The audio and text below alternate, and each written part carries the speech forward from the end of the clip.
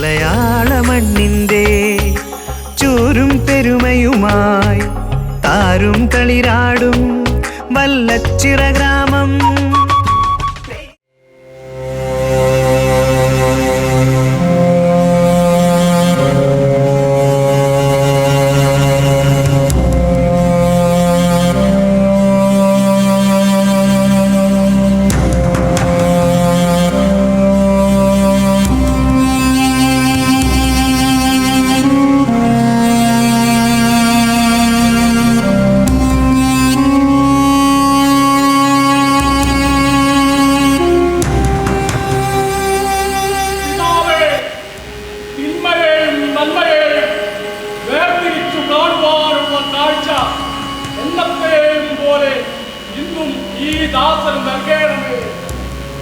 അങ്ങയുടെ ഹിതമല്ലാതെ മറ്റൊന്നും നടക്കാൻ ഇടവരുത്തരുതേ.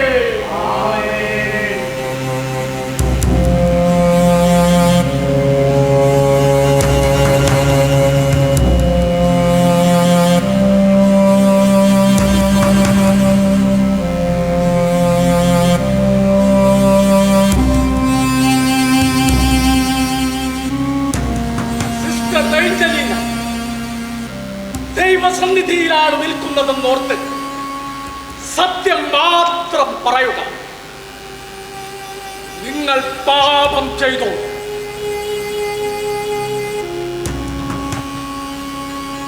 ദൈവനാമത്തിൽ ഞാൻ വീണ്ടും ചോദിക്കുന്നു, നിങ്ങൾ പാപം ചെയ്തു. ഞാനൊരു പാട്ടുകാരനായിട്ടാണ് ആദ്യം പ്രത്യക്ഷപ്പെടുന്നത്. ഗാനമേളയിൽ വരുന്ന സമയത്ത് ഉള്ള ആൾക്കാരെ വെച്ച് കളിക്കുക എന്ന് പറയുന്ന ഒരു സിദ്ധാന്തം വന്ന് പല ടീമിലുണ്ടായിരുന്നു. അതിൽ നമ്മുടെ പാട്ടുകളൊക്കെ കേട്ട് കുഴപ്പമില്ല ശശി പാട്ടെ എന്ന് പറയും. കുറച്ച് കഴിഞ്ഞ് ഈ 2 ദിവസം മുന്നൊക്കെ കുറേ നല്ല പാട്ടുകാർ വരും. ആ പാട്ടുകാർ വരുമ്പോൾ നമ്മൾ ബാക്കിലേക്ക് പോവുകയും അവർ ഫ്രണ്ടിലേക്ക് കയറി വരികയും. പക്ഷെ അന്നും ഇന്നും അതിനോടൊന്നൊരു കുഴപ്പം തോന്നിയില്ല, ഒരു വിഷമം തോന്നിയിട്ടില്ല. പക്ഷെ നമ്മുടെ വഴി അതല്ല എന്നുള്ളത് തീർച്ചപ്പെടുത്താൻ പറ്റിയിട്ടുണ്ട്. പിന്നെ അന്ന് താന്നിമ്പാസി വരുന്നു. അതേപോലെ തന്നെ ഞായറാഴ്ച പള്ളിയെ പോകുമ്പോഴേ ഈ അമ്മാമ്മനും കൂടി ഒന്ന് കൊണ്ടുപോടിയ. എനിക്ക് അതിന് കൂടി അവകാശമില്ല മോമ.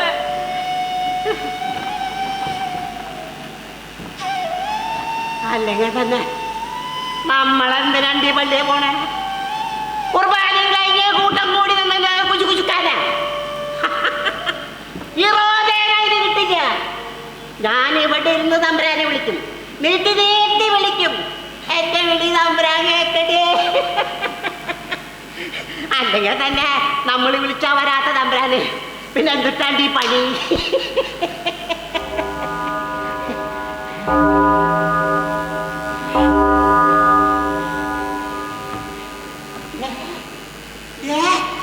നീ ആൾക്കാരിൽ മെഴുകുതിരി കത്തിച്ചാ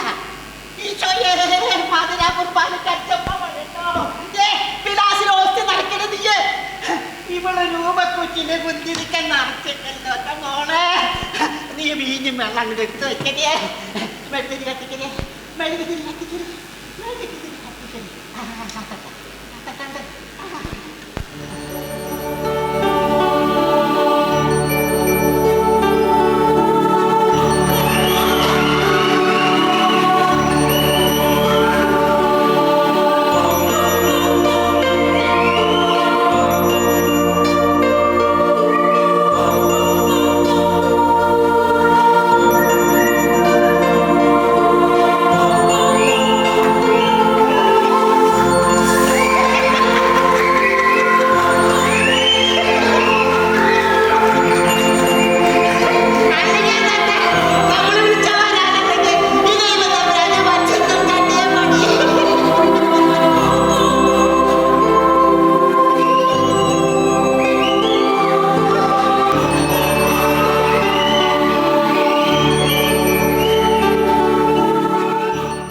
പിന്നെ അന്ന് താന്നിമ്പാസി വരുന്നു. അതേപോലെ തന്നെ KMD നമ്പ്യാർ, NS ഗോപാലൻ എന്നൊക്കെ പറയുന്ന ആൾക്കാരുടെ പിന്നെ ബാക്കിൽ നിന്നിട്ട് നാടകം കളിച്ചിട്ടുള്ളത്, നാടകത്തിൻ്റെ അവതരണങ്ങളും ഭഗവതി ആർട്സൊക്കെ പോണ കാലത്ത് കണ്ടിട്ടുള്ള ആ ഒരു ഓർമ്മയുണ്ട്. ത്യാഗരാജ കലാസമിതി അങ്ങനെയൊക്കെ വരുന്ന അവരതിന് ശേഷം കളിച്ചിട്ടുള്ള ഇപ്പോൾ മൂടൽമഞ്ഞ് എന്നൊക്കെ പറഞ്ഞിട്ടുള്ള ത്യാഗരാജ ചെയ്തിട്ടുള്ള ഒരു നാടകത്തെ കുറിച്ച് ഓർമ്മ വരുന്നുണ്ട്. അത് നമ്മുടെ സൊസൈറ്റിയുടെ അവിടെയായിരുന്നു എൻ്റെ അത്.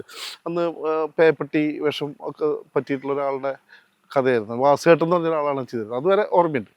അപ്പം അത് കഴിഞ്ഞ് നമ്മുടെ വഴി നാടകം കുഴപ്പമില്ല എന്ന് തോന്നുന്ന ഒരു സമയത്ത് താനിം ബാസിയും അങ്ങനെ വരുന്ന ആൾക്കാരുടെ കൂടെ നാടകത്തിലേക്ക് കിടക്കുകയും അങ്ങനെ വസന്തിൻ്റെ പേരിൽ കളിക്കുന്ന രണ്ടോ മൂന്നോ നാടകങ്ങളിൽ അഭിനയിക്കേണ്ടായിട്ടുണ്ട്. പിന്നീട് താനിം ബാസി വേറെ സ്ഥലത്തേക്ക് പോവുകയും പിന്നീട് ഒരു യുദ്ധം എന്ന് പറയുന്ന നാടകം എഴുതുന്നത്. യുദ്ധം എന്ന് പറയുന്ന നാടകം എഴുതുന്നത് ഇവിടുത്തെ ആൾക്കാർക്ക് കളിക്കാൻ വേണ്ടിയിട്ടാണ്, ഇവിടെ ഈ ഭാഗത്തുള്ള ആളുകൾക്ക് വേണ്ടി കളിക്കാൻ വേണ്ടിയിട്ടാണ്. അന്ന് വളരെ ഒരു തമാശയുള്ളൊരു സംഭവം ഉണ്ടായിട്ടുണ്ട്. ഈ കുരുടൻ്റെ വേഷമൊന്നും എനിക്ക് കളിക്കാൻ പറ്റില്ല എന്ന് പറയുന്ന ഒരാൾ ഉണ്ടായിരുന്നു അന്ന്. അത് കാരണമാണ് ആ നാടകം കളിക്കാൻ പറ്റാതെ തന്നെ. അത് എന്നിട്ട് ഞാൻ റാപ്പിച്ചനോട് പറഞ്ഞിട്ട് റാപ്പിച്ചൻ്റെ അടുത്ത് ചെയ്തിട്ട് ആ നാടകത്തിലാണ് പ്രിയനേറ്റ് നല്ല നാടകം. അത് ഈ കുരുടൻ്റെ വേഷമായിരുന്നു. അപ്പം അങ്ങനെയാണ് ആ നാടകത്തിൻ്റെ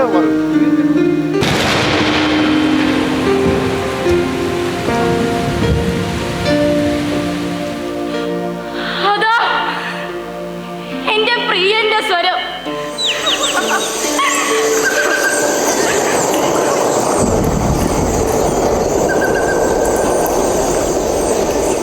മലമുകളിലൂടെ കുതിച്ചു ചാടിയും കുന്നുകളിലൂടെ തുള്ളിച്ചാടിയും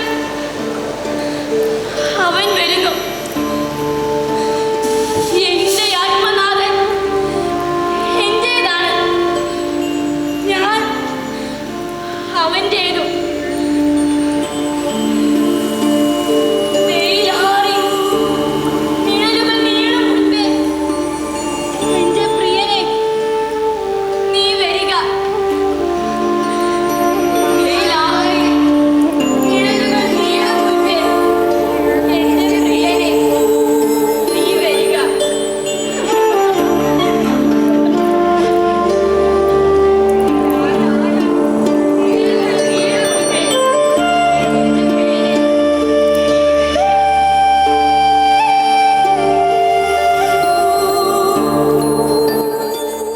പ്രിയനും ഞാനും ബാബും അതേപോലെ തന്നെ ഇന്നിപ്പോൾ വല്ലച്ചിറയിലെ നാടകക്കാരത്ത് പറയപ്പെടുന്ന എല്ലാവരുമായിട്ട് ഒരുമിച്ച് നിന്നിട്ടാണ് ഞങ്ങൾ മറ്റേ ഒരാനയും കുറേ പാപ്പന്മാരും ചേർന്നത്. അന്ന് ആ വർഷം തന്നെ പ്രിയ രണ്ടാമത്തെ ഘട്ടം നല്ല നടനാണ് ഉണ്ടായില്ല. പിന്നീട് കുടുക്ക ചെയ്യുന്നു. എന്നെ നിരവധി നാടകങ്ങൾ ഇങ്ങനെ ഈ കഴിഞ്ഞ വർഷം വരെ നാടകങ്ങൾ ചെയ്യാന്നുള്ള. എന്നെ സംബന്ധിച്ചിടത്തോളം വല്ലച്ചിറ വന്നിട്ട് നാടകക്കാരനായതിനു ശേഷം പിന്നീട് ജോസ് ചെറുമലിനെ കാണുന്നത് ജോസേട്ടൻ ഇവിടെ നാടകം ചെയ്യാൻ വന്നിട്ടാണ്.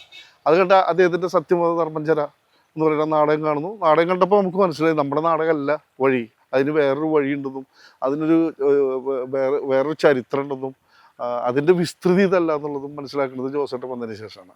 അങ്ങനെ ജോസേട്ടൻ്റെ കൂടെ കൂടുന്നു. മുദ്രാരാസം പോലുള്ള നാടകങ്ങളിൽ, ബോംബ പോലുള്ള നാടകങ്ങൾ കാണുന്നു. അങ്ങനെ പട്ടണത്തിലേക്ക് കിടക്കുന്നു. ഇതോടൊപ്പം തന്നെ ഞാൻ ഇങ്ങനെ കേരളത്തിൽ പല ഗ്രാമങ്ങളിലും നാടകം ചെയ്യാം. അല്ല മുദ്രാരാസം ചെയ്തു, അല്ലെങ്കിൽ അഭിനയിക്കുകയും അതിൻ്റെ സംഘാടകനാവുകയും ഒക്കെ വല്ലച്ചിറ വെച്ചായിരുന്നു എൻ്റെ ഇത്. അപ്പം അന്ന് വേറൊരു സംഭവം എന്താ വെച്ച് കഴിഞ്ഞാൽ വല്ലച്ചിറ ഓണാഘോഷത്തിന് കുറച്ചും കൂടി മതിപ്പുളവാക്കുന്ന ഒരു സംഭവം ഉണ്ടായിട്ടുള്ളതും ഡൽഹിയിൽ വെച്ചാണ്. മറ്റേ മുദ്രാരാസം കളി കഴിഞ്ഞിട്ട് ഞങ്ങൾ പിറ്റേ ദിവസത്തെ സെമിനാറിൻ്റെ ഇരിക്കുന്ന സമയത്ത് അവിടെ സുരേഷ് അവസ്ഥ മുതൽ രത്തന്തിയം വരെയുള്ള ഗിരീഷ് കർണാട് അങ്ങനെയുള്ള ആളുകൾ ഇരിക്കുന്ന സമയത്ത് ഈ നടന്മാരെ കുറിച്ചിട്ട് ജോസേട്ടൻ പറയണ്ടേ. ജോസേട്ടൻ അന്ന് ഇംഗ്ലീഷ് പറയാൻ അറിയില്ല, അല്ലെങ്കിൽ സംസാരിക്കാൻ അറിയില്ല. വയലസാറാണ് അത് ട്രാൻസ്ലേറ്റ് ചെയ്തത്. ആ ട്രാൻസ്ലേറ്റ് ചെയ്തതിൽ കൂട്ടത്തിൽ ഒരു കാര്യങ്ങൾ പറഞ്ഞു. വല്ലച്ചിറ എന്ന് പറഞ്ഞൊരു ദേശത്ത് ഒരുപാട് കാലങ്ങളായിട്ട് ഒരു ഓണാഘോഷം നടക്കുന്നുണ്ട്. ആ ഓണാഘോഷത്തിൽ ഒരുപാട് നാടൻ കലകളുടെ അറിവും സമ്പത്തും അതിൻ്റെ പരിചയമുള്ള ഒരുപാട് ആൾക്കാരുണ്ട്. ആ ആൾക്കാരിൽ നിന്നാണ് ഞാൻ എൻ്റെ നടന്മാരെ കണ്ടെത്തിയെന്ന് പറഞ്ഞപ്പോഴാണ് ഇതിൻ്റെ ഒരു ശരിക്കുള്ളൊരു ശക്തിയും എന്താണെന്നുള്ളത് ഈ ലോകം മുഴുവൻ അറിഞ്ഞതും അവർ കൈയടിച്ച് എനിച്ചെന്ന് കൈയടിച്ചൊക്കെ എന്നും നല്ല ഓർമ്മയുണ്ട്.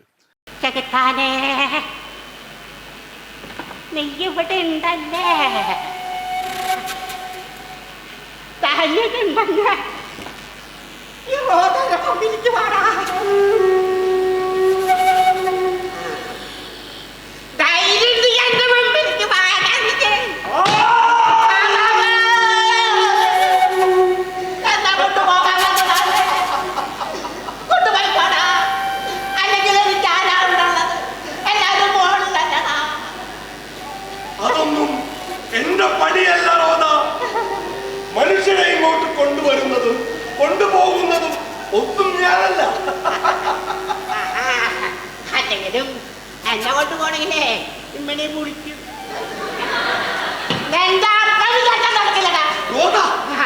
ഇതാ വലിയ കോപക്കാരനാണ്. എന്നാലേ ഞാനേ എന്റെ സമയാവുമ്പോ ഞാൻ അങ്ങോട്ട് വരാന്ന് എന്റെ അപ്പനോട് പറയടാ.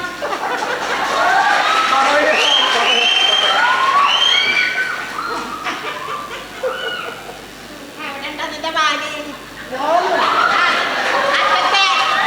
അറ്റത്ത് കുന്തവനുള്ള വാല്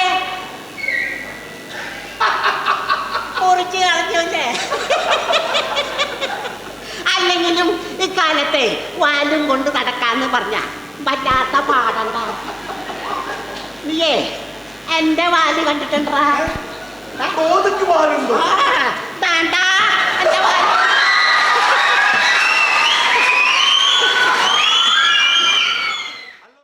അപ്പോൾ ആ ഒരു അടിസ്ഥാനത്തിൽ ഇനി പിന്നെ നമ്മുടെ വഴി നാടകമാണെന്ന് തോന്നിപ്പിക്കുകയും അതോടൊപ്പം തന്നെ മറ്റു പല സമിതികളിലും ഇവിടെ വല്ലച്ചിലുള്ള ഒട്ടുമുക്കാൽ സമിതികൾക്കും വേണ്ടി നാടകം ചെയ്തിട്ടുണ്ട്. ആറാട്ടൊഴിയൊന്നും ചെയ്തിട്ടില്ലെങ്കിലും വല്ലച്ചിലുള്ള എല്ലാ സമിതികൾക്കും നാടകം ചെയ്തിട്ടുണ്ട്. ഏകദേശം ഒരു 40-50ഓളം നാടകങ്ങൾ ചെയ്തിട്ടുണ്ട്. ഒരുവിധം നടന്മാരൊക്കെ ഈ നമ്മുടെ നാടകങ്ങളിൽ നിന്നുണ്ടായിട്ടുള്ള ആൾക്കാരാണ്. ഞങ്ങൾ ഒരുമിച്ച് തന്നെയായിരുന്നു എല്ലാവരും കൂടിയിട്ട് കൂട്ടായിട്ടുള്ളൊരു ശ്രമമാണ് അന്നത്തെ നാടക അവതരണങ്ങളുടെ വിജയം എന്ന് പറയാൻ ഉറപ്പായിട്ടും. ഇന്നും കാണുന്നൊരു സംഭവം. അന്ന് നടന്മാരൊന്നും അങ്ങനെ ആയിരുന്നില്ല. എല്ലാവരും കൃത്യമായിട്ട് വരികയും നാടകം കളിക്കുകയും പരിശീലിക്കുകയും കൃത്യമായിട്ടുള്ള ഒരു അവതരണം നടത്താനുള്ള ശ്രമം നടത്തുകയും ചെയ്തിരുന്നു. ഇവിടെ ഇപ്പോൾ സംഭവിക്കുന്നത് എന്താ വെച്ചാൽ, അന്ന് ഞങ്ങൾ വേറെ ഒന്നിനും നിൽക്കില്ല, ഞങ്ങൾ നാടകത്തിൽ മാത്രം നിൽക്കുന്നതിൻ്റെ പേരിൽ നമുക്ക് അതിനുള്ള സൗകര്യം ഉണ്ടായിരുന്നു. ഇപ്പോൾ അതല്ല. ഇപ്പോൾ നാടകം കളിക്കുമ്പോൾ എല്ലാ പരിപാടികളിലും അവരുടെ ഏകദേശം 50-56ഓളം പരിപാടികൾ നടക്കുന്നുണ്ട്. അത് ഈ കാലങ്ങളായിട്ട്. അപ്പോൾ നമ്മളും ഈ നാട്ടിലെ സംവിധായകൻ എന്നുള്ള നിലയ്ക്ക് എനിക്ക് അങ്ങനെ ചൂടായിട്ട് പറയാൻ പറ്റില്ല. കാരണം എന്താ വെച്ചാൽ നീ കോൽക്കളി നിർത്തിയിട്ട് നീ ഇങ്ങോട്ട് വരാൻ പറയാൻ പറ്റില്ല. അപ്പം അതൊരു എൻ്റെ ഒരു വീക്ക്നെസ് ആയിട്ട് മാറിയിരിക്കും. ഇവിടെ നാടകം ചെയ്യുമ്പോൾ അത്ര അങ്ങനെ ശ്രദ്ധിക്കാൻ പറ്റാറില്ല. കാരണം അല്ലെങ്കിൽ എല്ലാവരും കിട്ടാറില്ല, അല്ലെങ്കിൽ അതിനുള്ള സാമ്പത്തിക ശേഷി ഉണ്ടാവാറില്ല. വേണ്ട വിധത്തിൽ നാടകങ്ങൾ കളിക്കാൻ പുറത്തൊരു സമിതിക്ക് വേണ്ടി ചെയ്യുന്ന പോലെ എനിക്ക് ഇവിടെ ചെയ്യാൻ പറ്റാറില്ല. നീ എനിക്ക് എന്നും ഒരു ആവേശമായിരുന്നു. അത് തീർക്കാൻ ഇന്നുവരെ ഒരു പെണ്ണിനും സാധിച്ചിട്ടില്ല.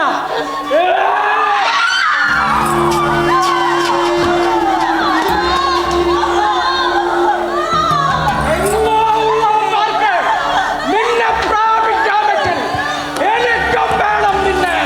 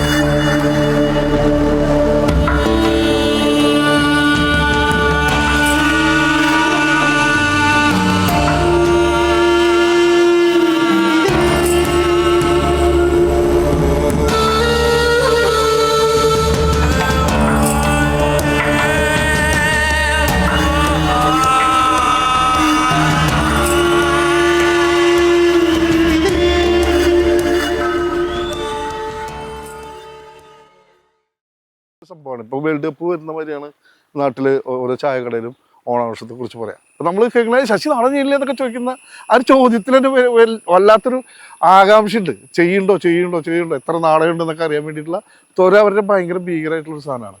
ഈ ഒരു അവസ്ഥയാണ് ഈ നാട്ടുകാർക്ക് ഉണ്ടാകുന്നത്. അതിൻ്റെ ഒരു തെളിവ് ഇവിടുത്തെ ഓഡിയൻസ് നോക്കിയാൽ കാണാം. രാത്രി 7 മണിക്ക് തുടങ്ങിയിട്ടുള്ള പരിപാടി പിറ്റേ ദിവസം 10 മണിയാകുമ്പോഴും അതേ ഓഡിയൻസ് അവിടെ ഇരിക്കുകയാണ്.